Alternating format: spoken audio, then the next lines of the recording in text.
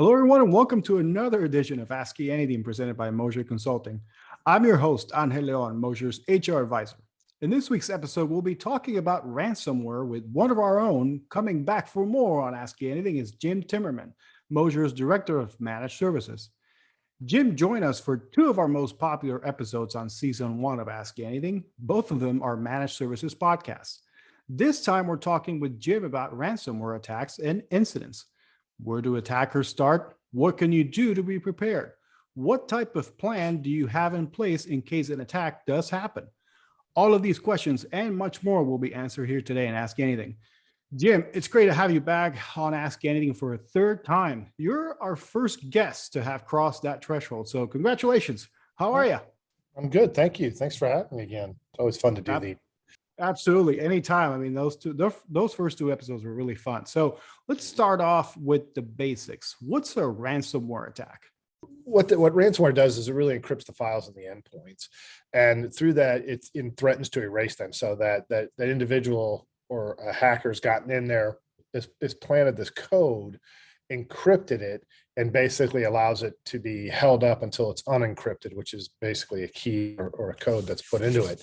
And through that, it's just blocking access to everything. So you're just kind of you're at a standstill with it. So what makes it even worse too is, hackers are consistently redeveloping this and changing it and becoming more and more sophisticated on how they're getting in there and how they're holding it ransom. So, there's an adage that I heard at a conference a while back in that, when is ransomware really started to take off back, it was like back in 2018, in that, it's not a matter of if, it's when, and I'll kind of mention this a lot during the whole thing is that, a lot of ransomwares are very, very proactive. We as an organization and a lot of detection tools and companies are very reactive, where we can only manage what we've seen before. Anything new is a challenge. So yeah, absolutely. That's a lot to unpack, and we're going to touch on some of those subjects coming up here in the episode, but let's continue with the basics. I want to ask you, how does a ransomware attack affect users on a day-to-day basis? Really, the big thing is it halts them from working. I mean, there's a lot of statistics right now that show that, based on a ransom attack, companies could be down from a day to weeks. You're talking about that loss of business, and that's the biggest impact. It's just the inability to work because of the fact that there's nothing you can do. And even if you do pay the ransom, a lot of times some of the encryption keys are slow to take effect, loading that data. A lot of times it comes back corrupted. So, you really puts you at a loss of being able to function as a business. So, there's been instances where I've heard personally that, an auto dealership was hacked or was held ransom. They paid the ransom, but during that time they had to go to paper, wow. And the old archaic ways of doing things, of getting on the phone and calling the banks to get approval and faxing things. And, the whole way of doing things really was disrupted. And that impacts a lot of companies in different ways. So basically, I mean, a lot of young people don't even know what a basic paper transaction looks like because they're all used to, or they've grown up with electronic transactions all the time. Yep, that's true. I mean, it's kind of funny how we've become so dependent on technology. An interesting statistic or figure is when we work with our clients and we talk about disaster recovery and we talk through what are some of your critical applications and what are your workarounds and what do you do during these times where a major disaster or something happens. The first thing they always say is email and office so it's like you think about that, it's like, wow, pretty powerful that your most critical applications, not your ERP or your application or your major processing applications or banking applications or whatever they may be, it's email. So yeah, it's funny and how we've become so dependent on. So speaking of email, I imagine that's where most attackers start when looking to begin a ransomware attack, would you say? Oh yeah, definitely. It's a lot of ransomware attacks really start at the kind of take advantage of the human weakness, and a lot of that is email. Oh, hey, I got this, or hey, this looks right. Hey, I think this is right, and people open the emails. We've seen.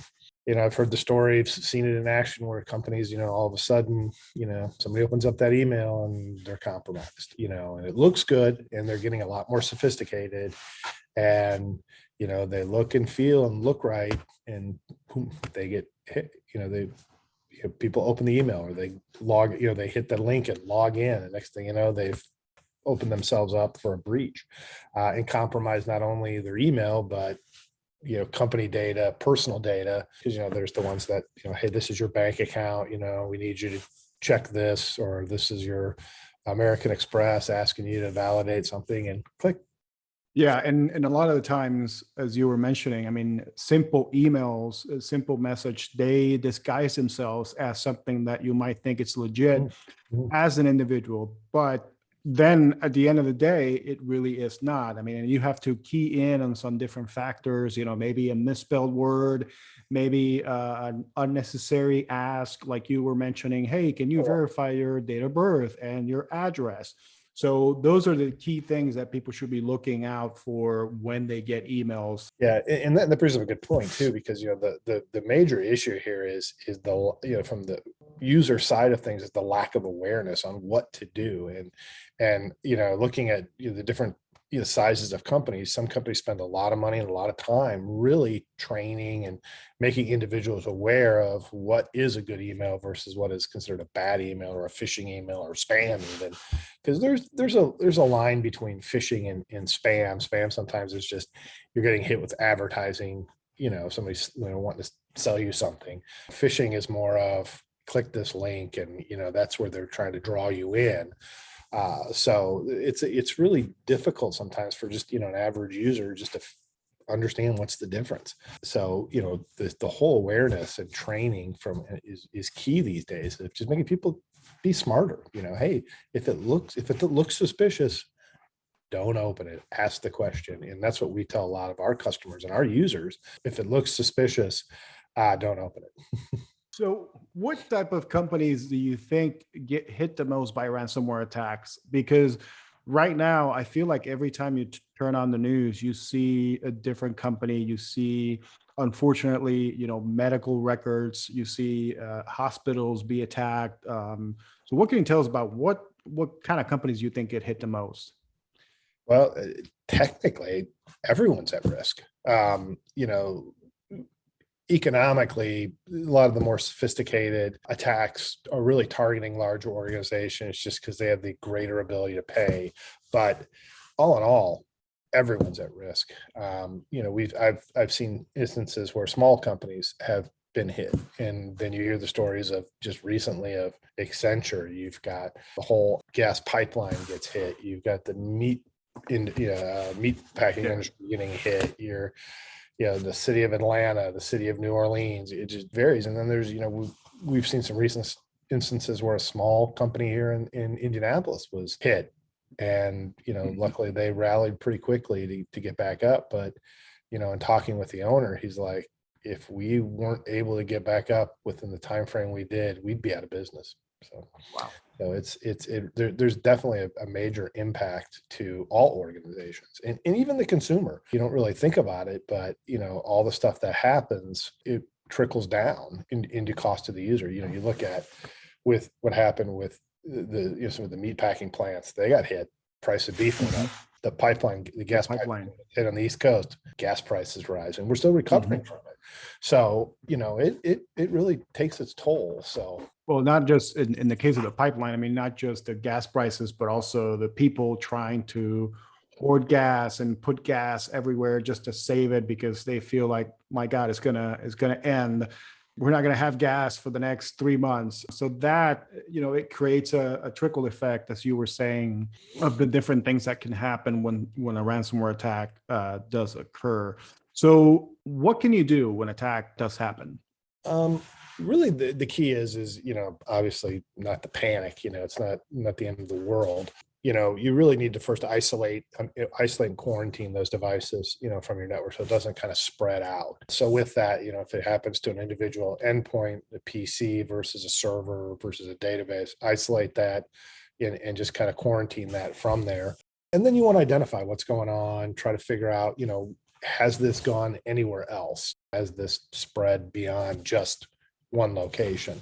Obviously you want to involve the authorities, the FBI's and local authorities are really taking a lot more interest in understanding cyber crimes. Obviously, you want to remove the malware and then really try to recover the data.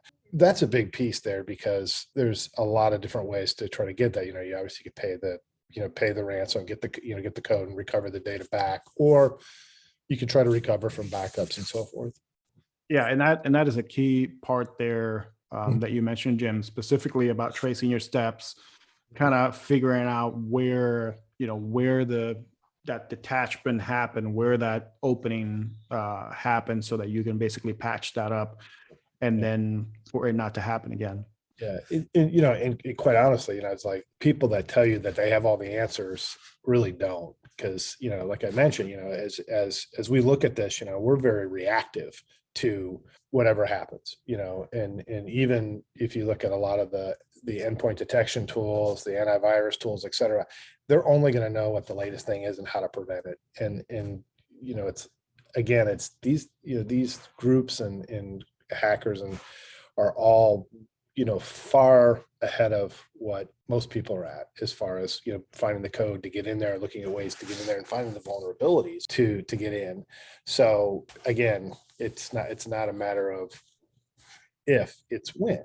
If companies come in and say, hey, I could prevent 100% of you're never going to get attacked, yeah, they're lying to you, because at some point it may happen. The idea is just to try to make it a little more difficult, and also having a strong plan in place that when it does happen, how you can recover quickly. Right. And you mentioned we are reactive, but there are things that you can do to be proactive, right? Definitely. You can definitely do something where you're putting your systems to the test. Internally, you can do your own attacks, if you will, on your own system to see what kind of vulnerabilities you might have, right? Yeah, exactly. You're looking at your penetration testing and so forth, but the major keys to that too, from making sure that you are doing things to kind of help prevent are maintaining backups, maintaining you have thorough backups. They're done daily, complete, and you're holding them in an offsite location. You're not trying to keep them local next to your server. Keep them out in the cloud, keep them in a data center to where they're kind of isolated from your current environment. You want to develop a lot of plans and policies so that if this does happen in the event, this is what you're going to do. Spin up the new server, you're going to load your data in there, et cetera, and then worry about recovering and getting rid of this after the fact, because you want to maintain your business.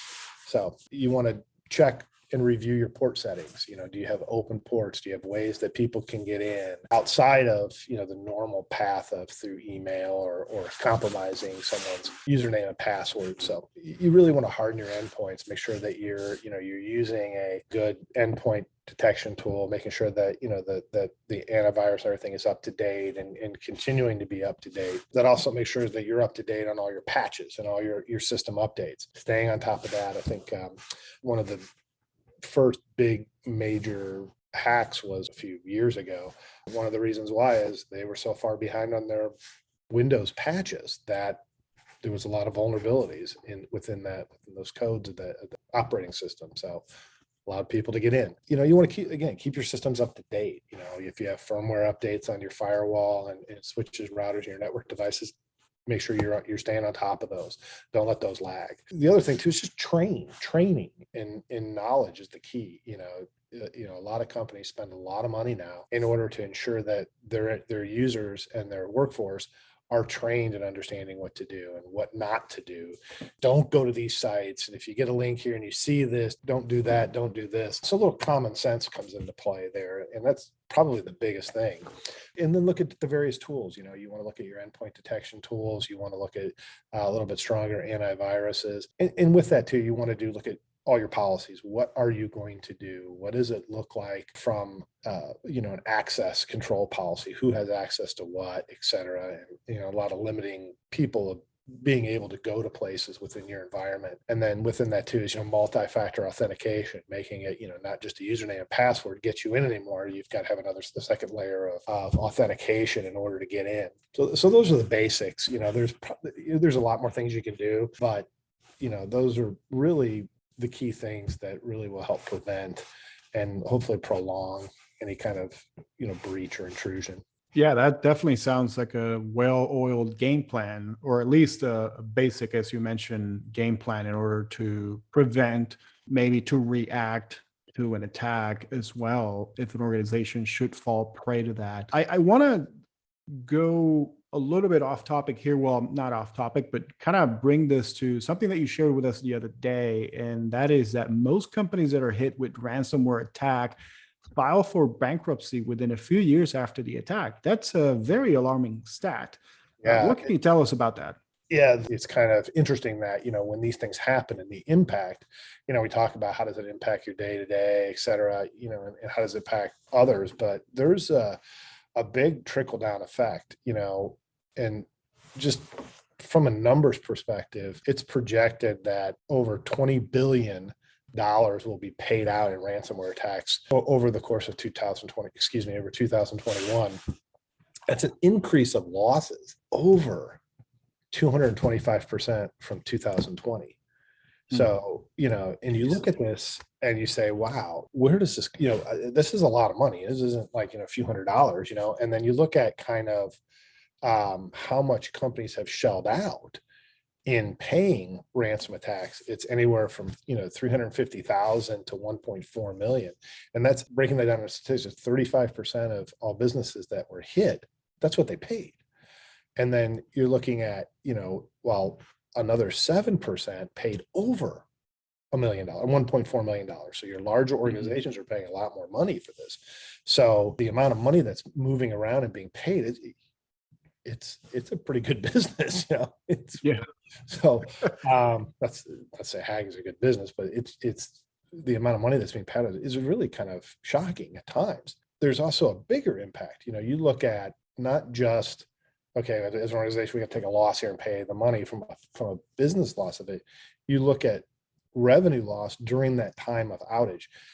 The damage that's done from business closures is about 20. I think it starts at 26% of all organizations reported that a ransomware attack forced them to close business for a period of time. So that's lost revenue. We talk about the bankruptcy piece of it, and the bigger number of that too was it was close to, I think it was like 35% actually shut down. They just closed. I mean, wow. They basically had to close down because the bigger piece of that too is the reputation of their brand. So you look at companies that did get hacked, like, I don't want to use that anymore. I'm concerned that, I can't go there and sign up for anything because I'm going to be at risk now as an individual. Bigger risk is how it, this whole trickle down piece of it. It affects the company, it affects their brand, they close, then it affects the individuals. It's 32% of organizations have reported losing C-level talent, had to let C-level talent go. You had the CEO of Target, some of the other organizations, draw this up here. CEOs at Target, Home Depot, Sony, all were forced to resign due to breaches. Mm-hmm. So, and then that goes down even farther into the number of layoffs. Right. They said 29% of companies that had been ransomware attacked reported, labor force layoffs during the period of time. So, you think about this, it's just that trickle down effect that leads to, it doesn't impact me. It's big business. They can afford to pay it. Not really. Think about it, how that, impacts us. I've heard, we talk to customers, both large, small, all the time, and it's a key concern of all, most C-level and business owners is like, what do we do to prevent a ransom attack? And I said, well, I don't know if you really can, but what you do need to do is be able to prepare for one. And what happens if one does happen? How quickly can you go back to work? And that's what we prepare them for. And, a lot of them are concerned that, if I get hacked, I'm out of business. There's nothing I can do. We recently had a client who was working with a cloud service provider that the cloud service provider got ransomware attacked. We get a phone call on a Saturday morning. Can you help us? Yes, we can. We had a plan. We put it in place. We got them back to work pretty quickly. And the owner was like very thankful, because if you guys wouldn't have done this, if I wasn't able to come in on Monday and be able to work, I'd have been out of business by the end of the week.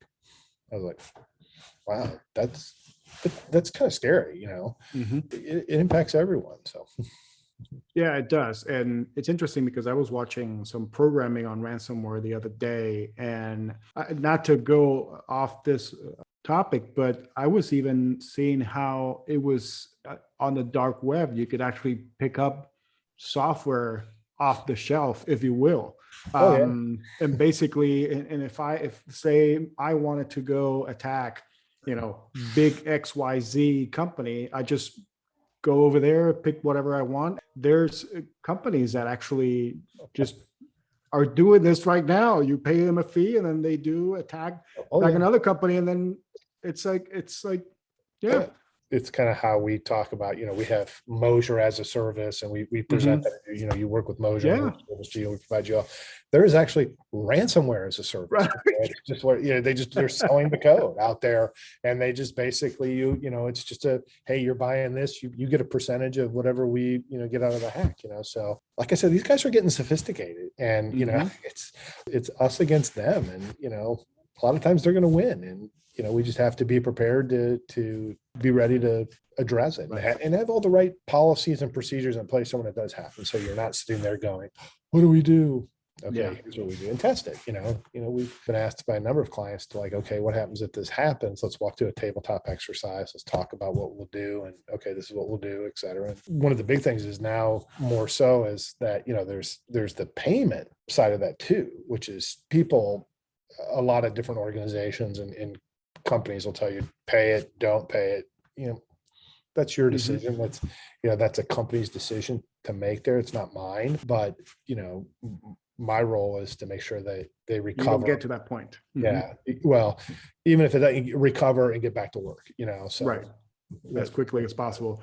Yeah. Cause I understand from the pipeline issue, I know the government was able to actually trace back some Bitcoin and some of those cryptocurrencies back. And so they were able to get some of that back. But like you were mentioning, from, if I'm a small company, how hard is it going to be to get that ransom money back, if at all? But at least you get to the point where you're actually going, back up and running within a day or two. Yep.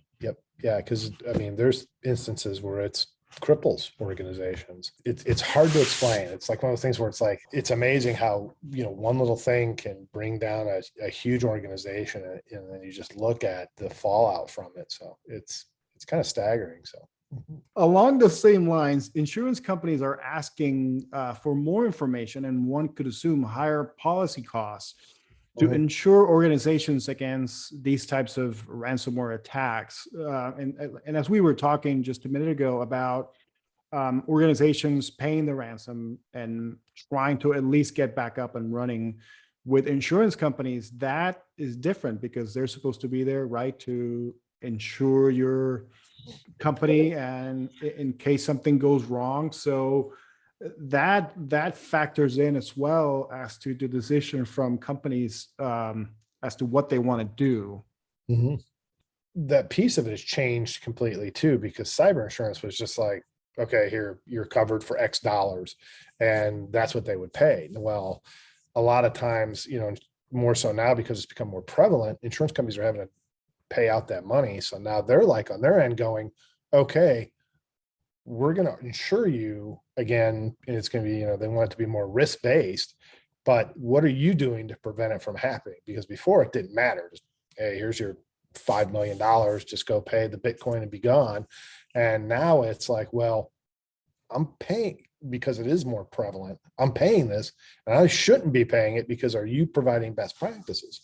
So, we're seeing a lot more of, as companies come up for their annual renewal, these insurance companies are asking for a lot more. They're asking to, do you have these things in place? And if you don't, obviously you're going to pay more premium, or they're just not going to insure you.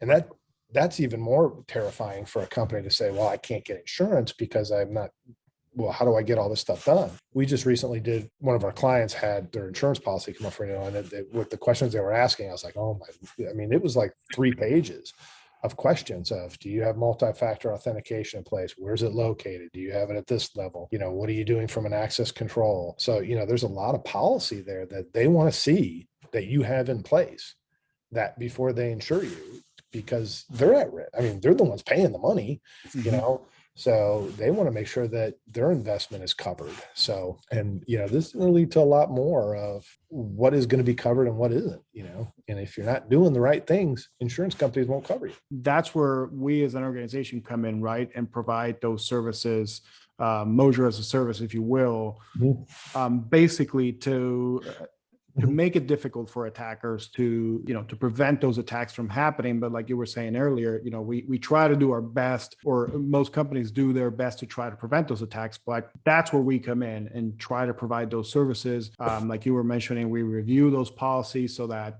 we can provide that assistance. And if the customer wants it, then we can provide those services. Yeah. And for us within managed services, when we onboard a client and we start to look at kind of their environment and what they have set up and so forth. One of the, we're not a security operations center, nor do we claim to be one, but we want to look at and ensure that those practices are put in place. The first thing we look at is, okay, what's your password management policy?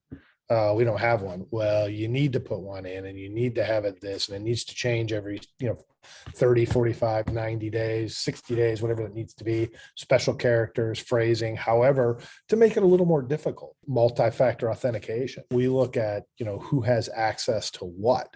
Okay. So that when we start to see things happening, because we do monitor for somebody trying to access something, a network driver, a domain controller or something, and we see that it's Debbie, the receptionist, trying to access this. Well, why is she trying to do this? Actually, a funny story is we actually at Moser, we saw our owner Ty some 3 o'clock in the morning trying to access something, and we're like, well, he doesn't have access to that. So what was it? We noticed it, it was a Ukrainian IP address coming from. So we shut it down. And so everyone's at risk, even us. So, but with that, we look at all those different pieces to say, okay, how can we make this a little bit more, build a higher fence, so to speak, and try to make it not difficult, but harder, more challenging for them to get in. We look at, what they have in place from an email filtering, and we provide those services. We do a lot of education. We probably do every quarter with at least half our clients of just reminding, hey, this is what email phishing looks like. This is what you need to look for. These are the types. This is what you do, and how to report it. And don't open it. So we're all about education and making sure that our clients understand that you're always at risk. And the idea is to limit that risk. It's the kind of the funny story is don't go outside because you might get hit by a car. Well, you still have to go outside. Just look both ways before crossing the street, kind of thing, and that's what we try to instill in our customers is common sense, be aware of what's going on, understand your surroundings, and be protective of your environment. Don't let everybody have access to everything because they really don't need it, and look to manage that. So need to know basis. That's a phrase that I got used to when I used to work for a certain federal government, and that's what everybody told me. You need to know this. You sure? Yes or no? No. Okay, then move along. That's so. How can organizations? I know we touched on this subject across the past 5 or 6 minutes of the conversation, but how can organizations make it difficult so that attackers move on from their interest in them? I think, there's no silver bullet to this. I mean, again, it kind of goes back to just using multi-factor authentication, for users, educating the users, making sure that, they know what to do, how to report it if they see it, and what not to open and where not to go, even surfing the internet.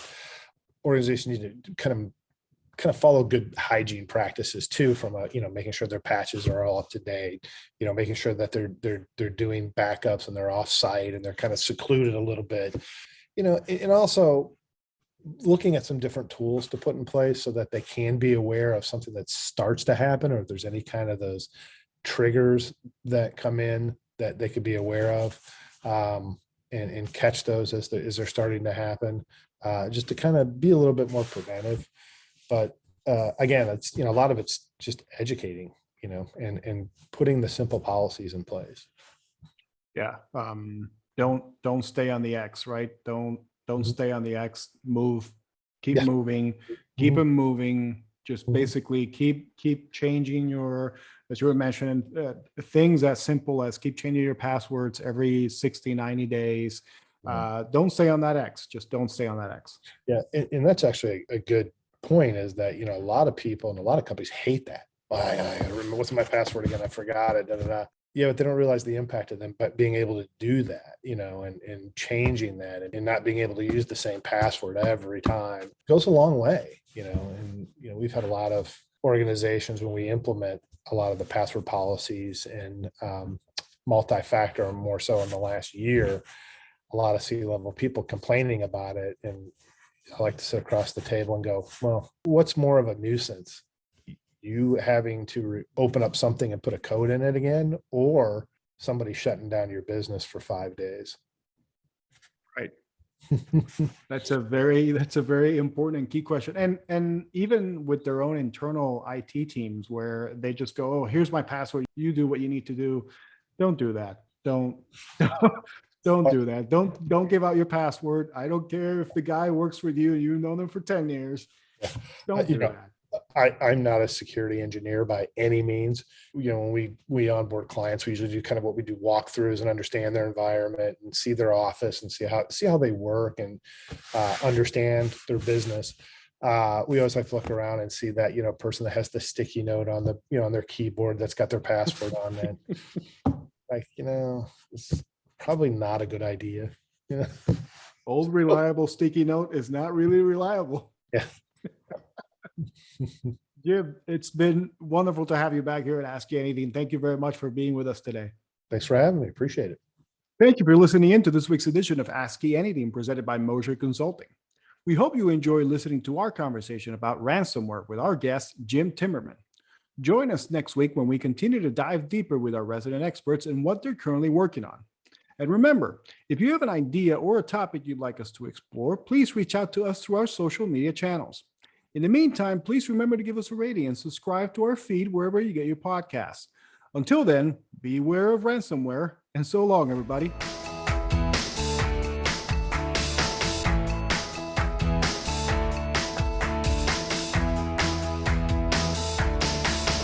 Go.